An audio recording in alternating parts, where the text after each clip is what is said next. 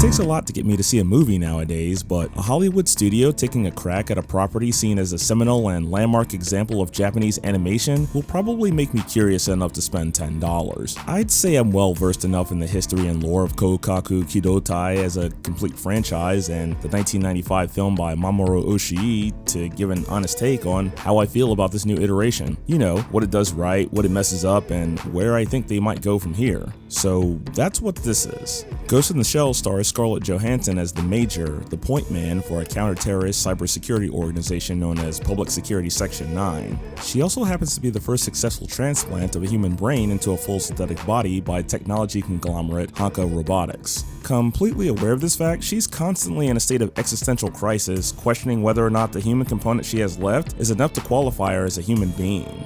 And this really comes to a head as Section 9, led by Beat Takeshi's Chief Aramaki, chases a cybercriminal named Kuze, who's hell-bent on dismantling Hanka, where the Major's history really comes into the forefront. The story is basically a straight-up hero discovers the past and seeks to reconnect tale in a post-cyberpunk setting using imagery reminiscent of Oshii's film to paint a narrative using characters and story beds from the standalone Complex TV series. And big picture, it's okay, I guess. Upon my initial viewing, I thought the story was great, but I guess that's because it was coherent. Now that I'm recording this, I'll say my impression is a little worse, and that's really because of the film's twist and its big bad. And this is really difficult to explain without going into spoilers, so I think I'll dump that in a separate video.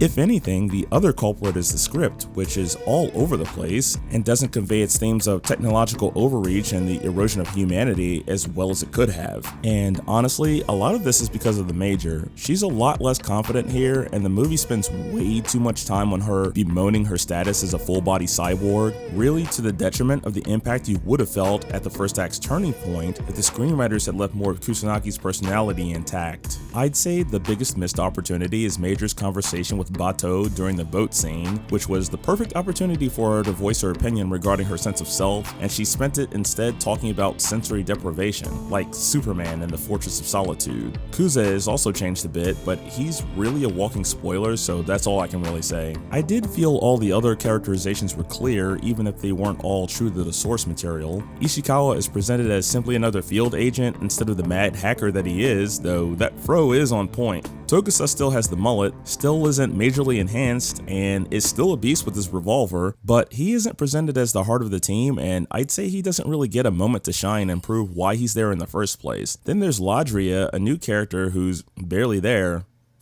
Regardless, every actor put in a good performance, including ScarJo, who clearly studied Kusanagi from the other media. She and Pilo Asbeck as Bato are the standouts, though I feel Bato's lines were better written. But they and Beat Takeshi basically carried the film, though I don't really feel as if Kitano was allowed to emote as well as he should have. This isn't Hanabi or Outrage or even Yakuza Takeshi. Then again, if I recall correctly, he's not a big fan of anime, so that may be why he's basically phoning it in here. The visuals are outstanding and use a wide range of colors to present a Newport City that's at times very clean and at others grungy, juxtaposing the embracing of the new normal and, I guess, the old ways. Cinematography is pretty good, and by that I mean none of the shots felt inappropriate for their particular scene from my perspective. I expect Dan Olsen to make some comments in a future video on this, and the editing. The scenes transplanted from the animated film were easy to pick out and were well done enough, though they weren't shot for shot accurate or anything like that. The pacing is also a bit slow, making the movie feel boring at times, especially if you're interested in it for its action. Of course, a lot of that has to do with the narrative hang-up I talked about earlier, and compared to the original, this film did feel less boring to me. On a side note, I'm not a big fan of some of the common elements of Mamoru Oshii's films, especially the Kubrick-esque extended sequences of nothing happening, so I was pretty glad less of that was present. Still, yeah, if you're expecting a high-impact thriller with tons of action, you'll get bored. So yeah, Ghost in the Shell for me,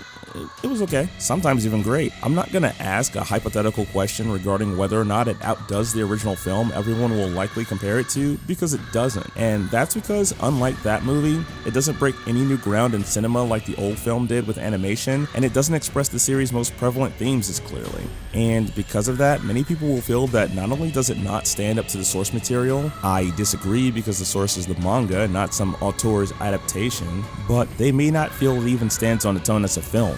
and I understand that criticism. I say it's worth a shot. Go see it for yourself. If you already have, tell me what you thought. And not just it was bad, like a real comment. People who've watched any of my other videos know I respect opinions, so feel free to express yours. And now I'm gonna go back to my games. I'm currently working on a review for another Switch title, so I hope you look forward to that, and I'll see you in the next one.